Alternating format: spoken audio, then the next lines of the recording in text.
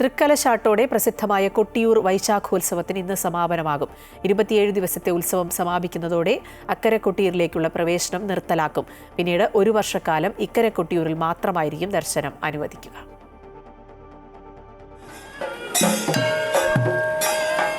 ഇടവത്തിലെ ചോതി മുതൽ മിഥുനത്തിലെ ചിത്തിര വരെയുള്ള കൊട്ടിയൂർ വൈശാഖ മഹോത്സവത്തിനാണ് ഇന്ന് പരിസമാപ്തിയാവുക. തൃക്കലശാട്ടോടെയായിരുന്നു അവസാന ദിവസത്തിലെ ഉത്സവ പരിപാടികൾക്ക് ഇന്ന് തുടക്കമായത്.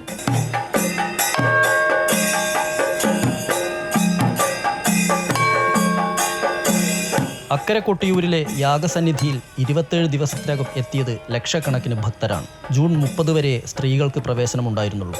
ബാവലിപ്പുഴയുടെ കിഴക്കേക്കരയിൽ സ്ഥിതി ചെയ്യുന്ന അക്കരെ കൊട്ടിയൂരിൽ സ്വയംഭൂവായ ശിവലിംഗമാണ് പ്രതിഷ്ഠ.